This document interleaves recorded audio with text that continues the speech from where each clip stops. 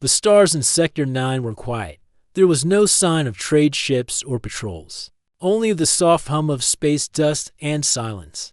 Commander Krell of the Varnic Empire stood inside his ship, looking at the black screen in front of him, his cruiser. Zarnuk was built for control. It was strong, fast, and full of weapons. Varnic ships were known for strength across this side of the galaxy. Suddenly, the silence broke. Commander, said his second officer, Fen, an unknown ship has entered the outer ring. It is small. No signal. No known ID. Krell narrowed his eyes. Is it a scout? Fen shook his head. Too large for a scout. Too small for a cargo ship. It's just floating. No weapons active. Krell stepped closer to the screen. The unknown ship was gray and smooth, shaped like a long wing with lights blinking slowly. The design was nothing like Varnic or Allied systems. Krell had seen many ships, but this one was different. Any life signs? Fen checked. Yes, one crew member. Human. Krell raised his brow. A human. What is a Terran doing here? Another officer said. Shall we send a warning? Krell smirked. No. Need. These humans are new to space travel. They still think this galaxy follows their rules. Send a message. Tell them to surrender or be destroyed. The message was sent. For a moment, there was no reply. Then a voice came through the speakers. It was soft, calm, and human. This is Captain Reen of the Terran ship Echo Ray. I am passing through on a peaceful mission. I ask for safe travel and will not enter your zone. Krell laughed. Listen to that. So polite. So soft. They think words will save them. He turned to Fen. Target the engines. Let's teach this human a lesson. The weapons officer locked in and fired two warning shots. Blue beams shot forward and hit near the human ship. One beam grazed the tail. A piece broke off and drifted in space. The human ship still did not move. Then came another voice. This time, there was no emotion. Warning. Do not engage. This vessel is protected. Any further attack will trigger automatic defense. Krell crossed his arms, bluffing. Fire again. The weapons officer fired. This time, the beams never reached the target. As soon as they were released, a flash of white light covered the space between the two ships. Every screen inside the Varnic cruiser turned black. Alarms rang. The ship began to shake. Lights flickered. Krell shouted, "Status report." What was that? Fen tried his console. Nothing is working. We've lost control. Weapons are offline. Shields are down. We're being scanned.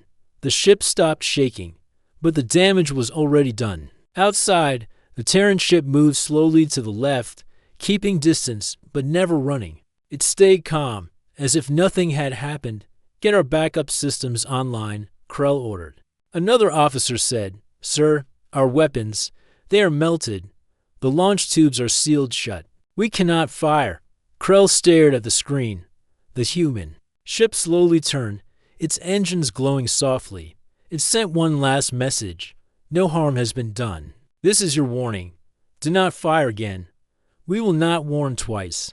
Then the human ship vanished. One moment it was there. The next, it was gone. Not just out of sight, but gone from all scanners. Fen whispered, that was not normal. We didn't even see a weapon. Krell's face was pale. This should not be possible. He looked at the screen again, hoping to find something. There was nothing left. The stars were quiet again. 2 hours later, Krell sat in the council chamber of the Varnic capital. His ship had been towed back by allies. He stood before a panel of high leaders.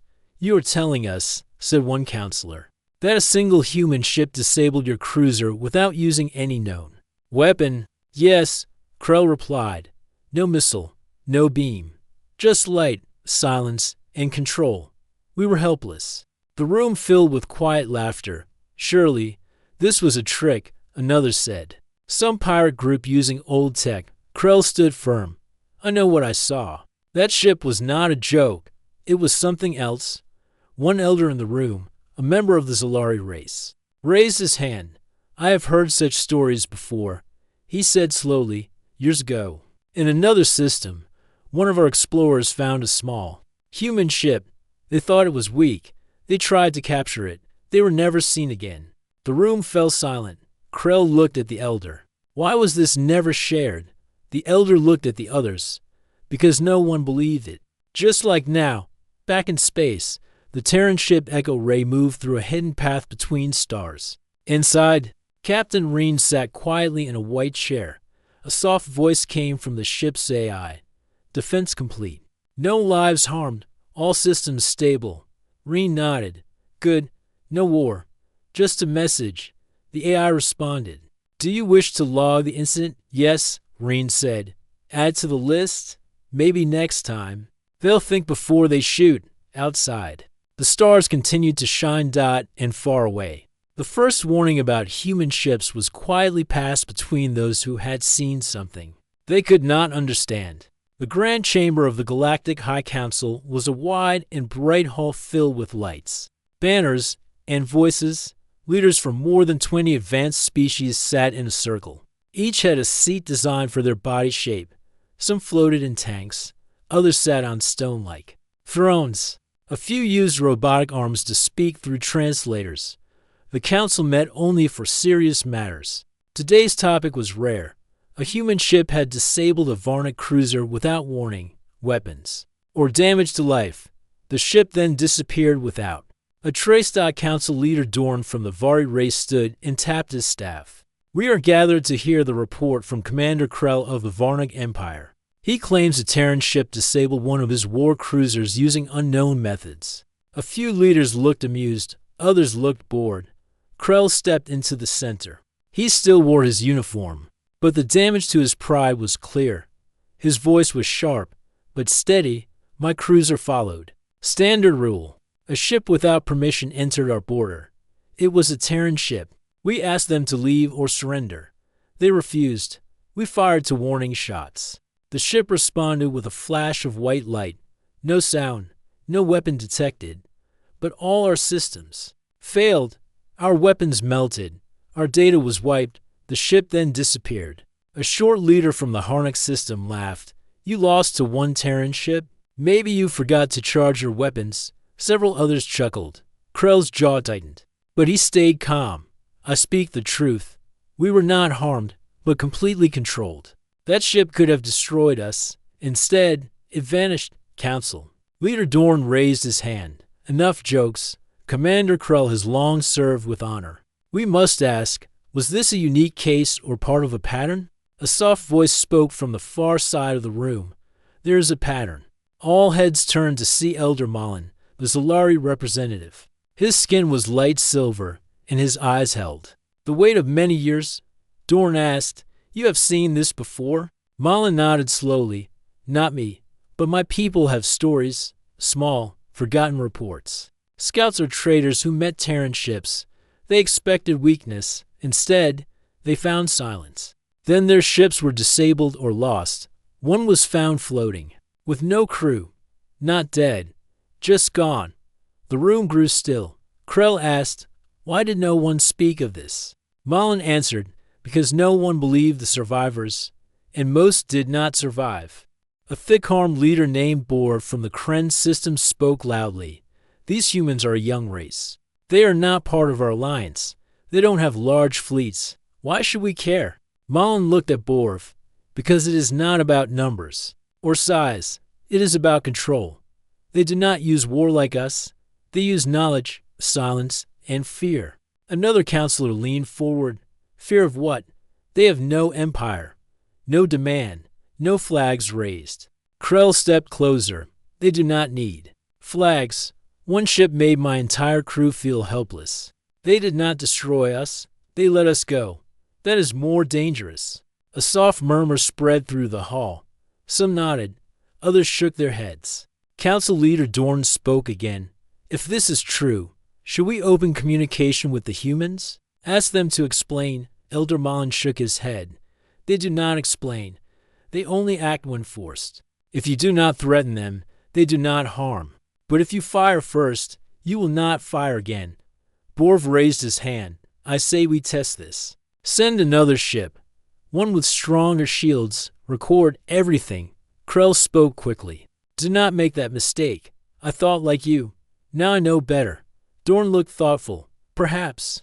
We need more proof. Let us search the records, find these old reports, bring them to light. If there's truth, we will see it, on a quiet planet far from the council. Inside a small building full of dust and scrolls, a history keeper named Toma worked in silence. Toma belonged to a small race called the Breen. They were not strong, not fast, but they were known for memory and patience. Toma had listened to the council's words through a hidden channel. When Elder Malin spoke of old stories, Toma's eyes lit up. He moved between shelves and opened a data box. Inside were records never entered into the main system. Lost logs, ship diaries, voice clips. He began reading. One was from a trader who found a human ship alone near a nebula. He tried to steal cargo. The next record was silence. Only a final line. They smiled. Then everything stopped. Another was from a patrol ship. They chased a human craft near the edge of their zone. The last voice message said, "I don't understand what I'm seeing. The stars are moving wrong." There were no later entries. Toma made notes, piecing together the pattern. Human ships are often alone. They do not attack first when attacked. They respond without violence, but with control. Survivors often feel confusion, fear, or deep respect. Toma leaned back. His fingers tapped slowly. This was not war. This was something else. A warning written in silence. He copied the records and sent them under a hidden code to Elder Malin. Message read, "The pattern is real. The Terrans are not to be feared for what they say, but for what they choose not to do." Back in the Grand Chamber, the council session ended. But not all leaders left with easy minds. Krell stood by a window, watching a starship launch. Elder Malin joined him. "You were lucky," Malin said. Krell nodded. "I know.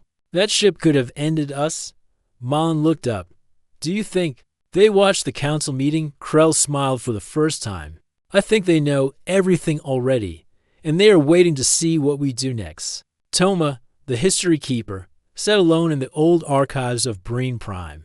The room was quiet except for the soft hum of air vents outside the wide window. The stars moved slowly, like whispers from the past. Toma's hands moved quickly across his desk. Old reports, faded logs, and forgotten recordings lay in front of him.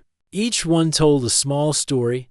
Each one was strange. Some ended in silence. Some ended in fear. But all shared one word, Terran. He spoke softly into his recorder. Entry 12. Another trader vessel found near the red smoke belt. Crew reported strange humming sounds. They chased what they thought was a broken ship. Then they vanished. One rescue drone found the ship later. No damage. No crew. Toma paused and looked at the image. The ship was untouched. Food still sat on plates. Systems were working. But there was no sign of life. No struggle. No signal. He moved to another. File Entry 13. A scout group from the Yulin sector reported contact with a Terran ship. They sent a warning message. The Terran ship did not respond. Within minutes, the scout ships lost power. Their recordings were scrambled. They drifted for days before being rescued. Toma leaned back in his chair. He stared at the many reports now forming a strange pattern. These were not warships being destroyed in battle. These were explorers, pirates, or patrols that made the same mistake. They saw a small human ship and thought it was easy prey. They attacked first. And then something unknown happened across the galaxy. In a quiet star station near the edge of known space, a retired captain named Vol was cleaning old engine parts. His body was slow now, and his metal arm made a small clicking sound when he moved. But his mind was sharp. He had once commanded a patrol ship in Sector 12. He had not spoken about what he saw for many years. One evening, a message reached him, a short message with only 5 words. "Do you remember the echo?" Vol froze. He walked to his old console and opened a locked file. His hands shook. Inside was a single video recording. It was from a day he tried to forget. His ship had chased a strange gray vessel near an asteroid belt. It had no ID, no weapons, and no signal. He ordered a warning shot. Then everything changed. The stars had moved in circles. The crew forgot where they were. Voices were heard inside the ship. even though no one was near the speakers. A voice, soft and calm, had said, "We mean no harm. Please do not test us." After that, the crew lost time. When they woke up, the ship was hundreds of light years away. Nothing was broken. No one was hurt. But they felt changed. They felt watched. Vole sent a short reply. "Yes, I remember. Tell them to stop chasing ghosts." Back in the archive, Toma added Vole's experience to his growing file. Now there were more than 20 clear records. They all showed the same shape of the human ships, gray, quiet, long-winged. They all described calm voices, no shouting, no threats, but each time, when attacked, the human ship ended the event without war. Not by power, not by fire, but by control. Toma sat quietly, thinking deeply. Humans do not respond with fear. They do not run. They do not fight like others. They understand more than they show. He whispered to himself, "They are not loud. That is why they are feared." At the same time, in the deep black of Sector 13, a small listening station named Lura Post received a strange signal. The post was run by a race called the Gilly. They were known for their sharp hearing and fast memory. Operator Fenn was on night duty. He leaned back, almost asleep, when a sudden tone woke him. A message had arrived, but it was not sent through any known frequency. It was clean, direct, hidden. He played it. A soft human voice said only this: "Please remind your people. We do not welcome violence. We only return what we are given. Do not chase us. Do not test us." Fenn sat up straight. He saved the message and called his chief. "This is not normal," Fenn said. The chief nodded. "Send it to the council. Mark it urgent." In the council hall, Elder Mullen received a private file from Toma. It included the pattern Toma had discovered, along with voice samples, video clips, and forgotten reports. The file was titled "The Silence Between Attacks." Mullen studied it deeply. Each entry was quiet, but together they made something loud. He added a final note: "They do not warn with weapons. They warn with silence, and that silence is louder than anything else in the galaxy." He pressed send. Elsewhere, a small Terran ship moved near the edge of unclaimed space. The stars reflected on its surface. Inside, the pilot, Mira, drank tea and read a book. The ship was not large, not armed like a warship, but it was prepared. The ship's AI spoke.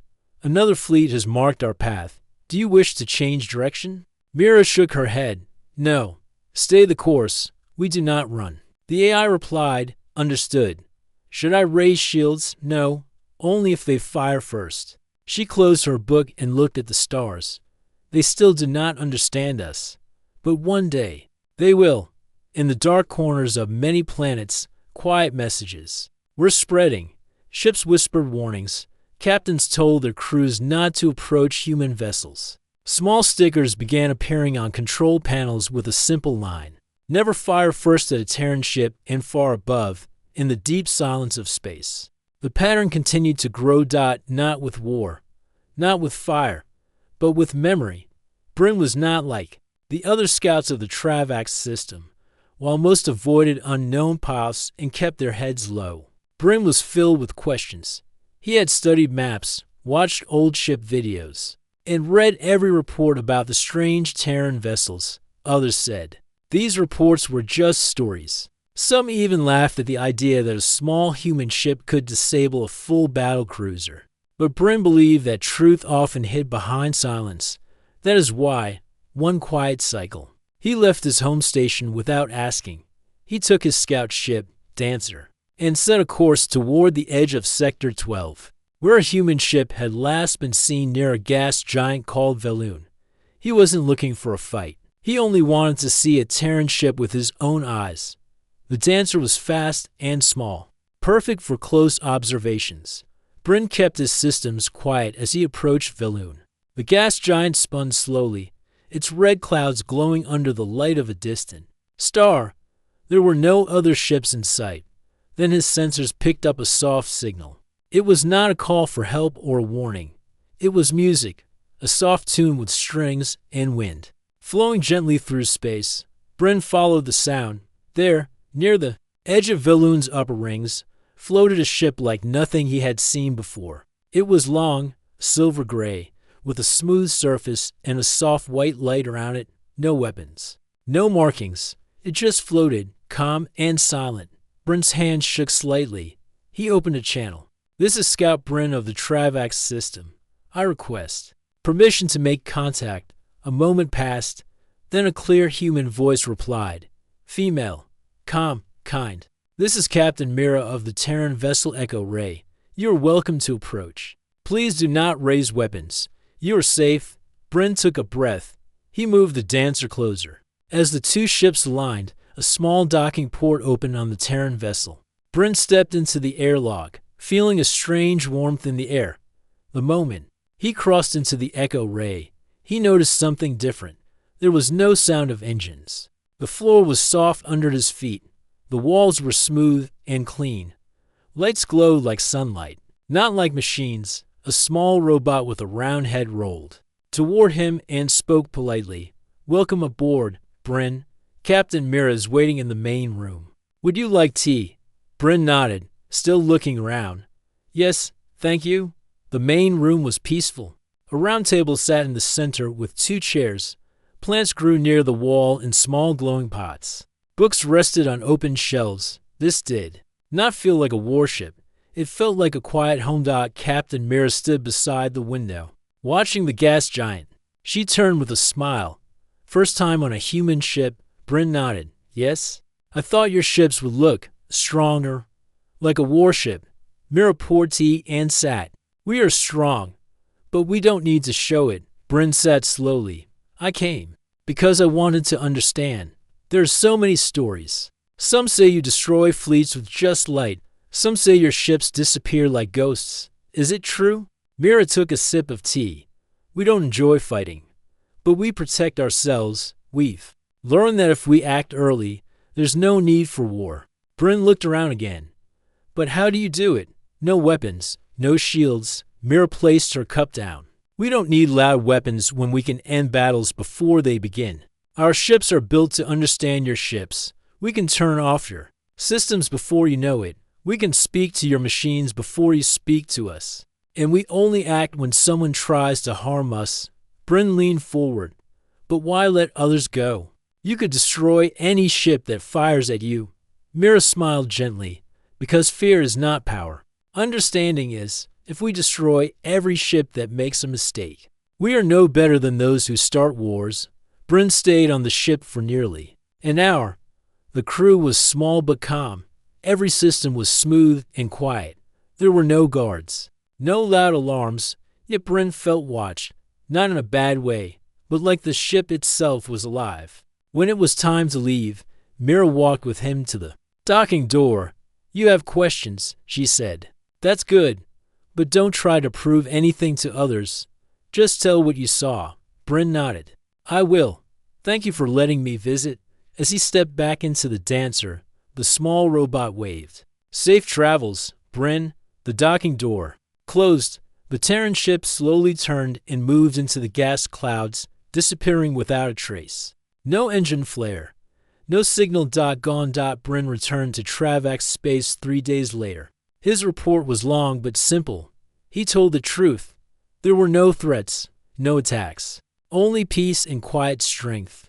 Some leaders ignored his words, others laughed, but a few listened. One senior explorer asked, "Would you go back?"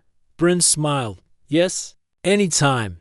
But I would never attack, not even in fear." His report was added to the quiet files now being collected across the galaxy. Files marked with a special title, Terran Encounters. Do not engage. Warlord Gurn of the Drekna race stood tall on the command deck of his main ship, Bloodfang. His body was strong, covered in red armor, and his voice was deep like thunder.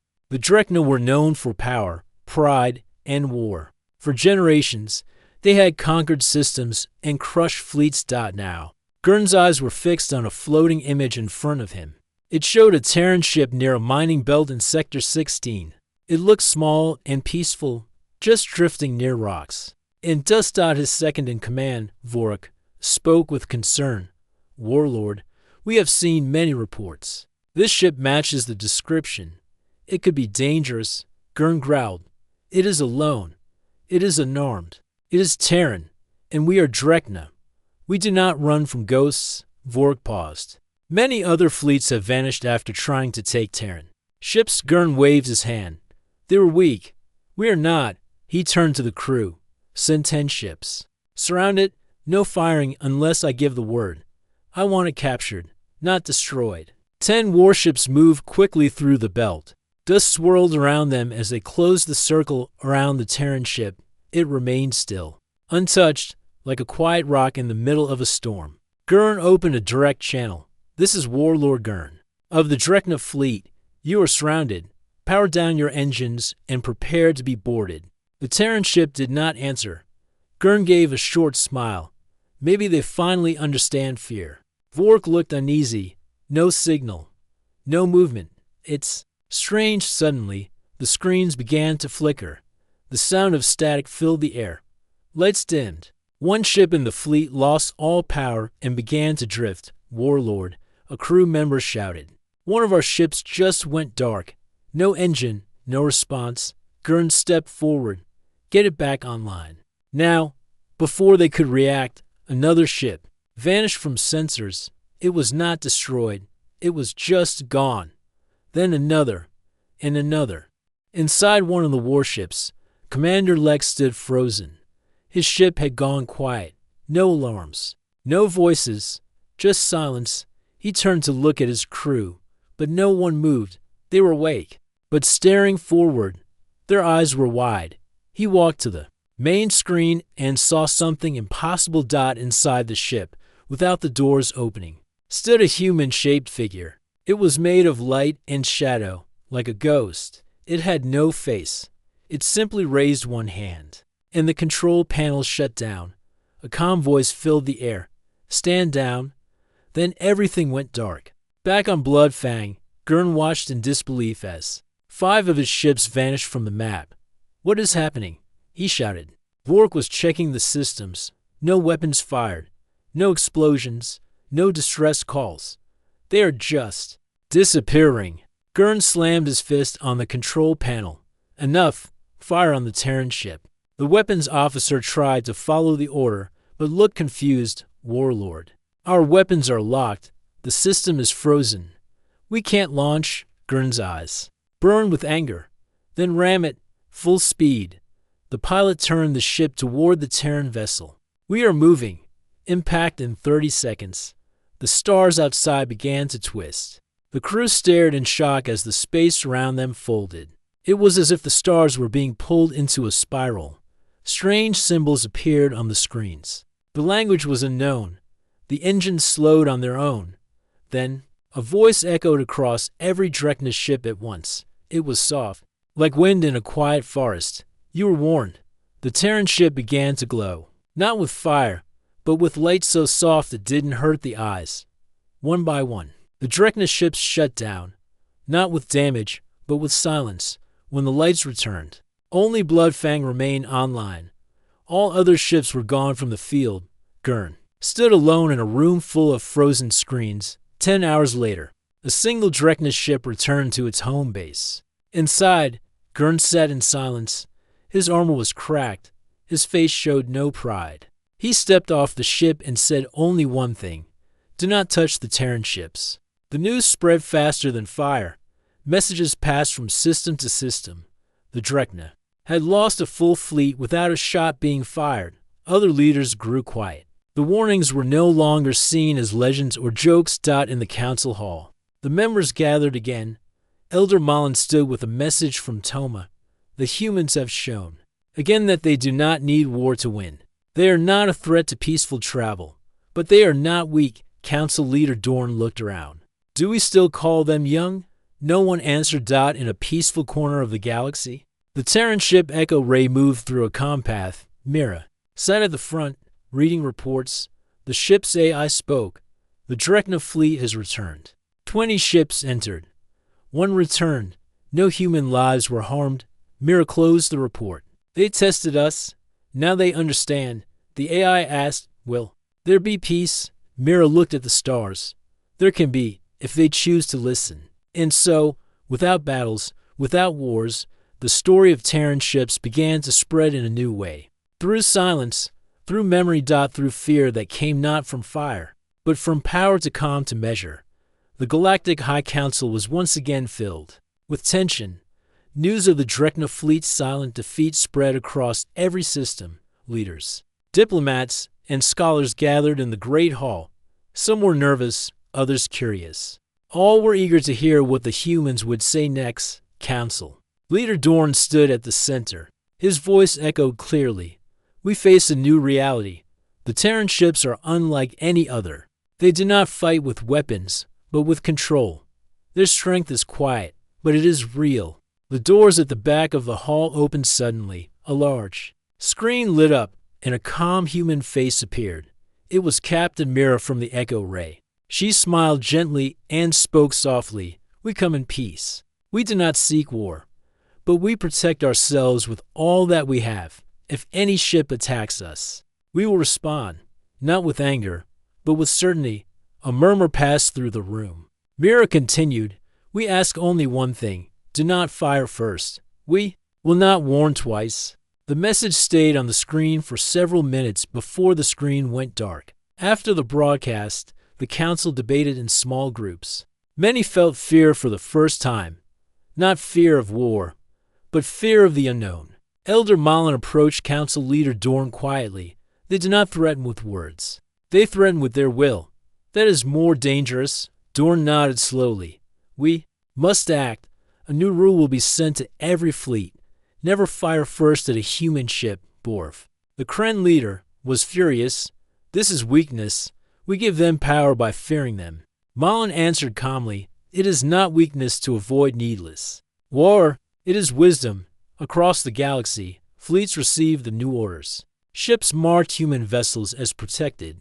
No attacks allowed unless humans fired first. In some places, captains whispered stories of ships disappearing. Others spoke of crews feeling watched long before anything happened. A new respect, mixed with fear, began to grow. Meanwhile, Captain Mira sat with her crew aboard the Echo Ray. The ship glided smoothly through space. The soft hum of the engines was the only sound. Her first officer, Yelen, spoke. Do you think they will listen now? Mira looked at the stars through the window. They have no choice. We protect our freedom, and we teach others the cost of attacking us. Yelen nodded. But what if some still try? Mira smiled. Then they will learn the lesson again, quietly, without war, on a distant planet. Toma the History Keeper watched the council broadcast through a small screen. He smiled softly. The story is changing, he said.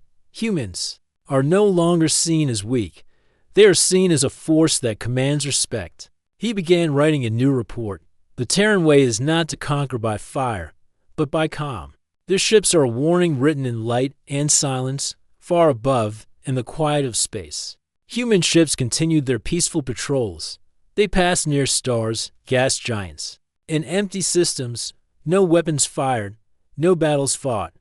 But every race that saw them remembered one thing. Do not fire first at a human ship. Because when humans do not warn twice, the galaxy listens. The stars shone quietly as the Terran ship Echo Ray drifted through a calm region of space. Inside, Captain Mira stood by a large window, watching distant galaxies sparkle. The soft hum of the ship was peaceful.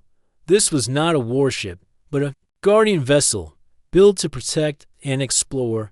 Mira's thoughts drifted to the recent events. The stories of silent battles, vanished fleets. An uneasy peace had reached every corner of known space. The message was clear. Humans did not seek war, but they would end it before it began. Her first officer, Yelen, entered the room quietly. He carried a small data pad. Captain, the council has sent new orders. Every fleet now respects human ships. They will not fire first. Mira smiled softly. That is good. Fear is not what we want. Respect is better. Yelen nodded. Still, some are nervous. They do not understand us yet. Mira turned to him. Then we must show them who we are. Later, in the ship's main room, Mira gathered her crew. They were a small team, from many parts of Earth and beyond. Everyone was calm, focused. "We do not carry weapons to fight," Mira said. "Our strength is in our minds, our calm, and our will. We protect freedom, not conquer." A young crew member, Leon, spoke up. "But what if someone attacks us again? How do we stop war without weapons?" Mira smiled gently. "We do not stop war with fire. We stop it with certainty. Our ships can end a fight before it begins. We disable weapons, control systems, and stop conflict quietly. That is our power." Another crew member, Kara, asked, "Is that why aliens fear us?" "Because we do not show anger." "Yes," Mira said, "because we act with purpose, not passion. Because we end fights without shouting." The crew nodded. Far from Earth, in the quiet halls of the Galactic Council, leaders discussed the new age. The fear of humans was no longer about fighting. It was about respect and caution. Elder Malin spoke to the council.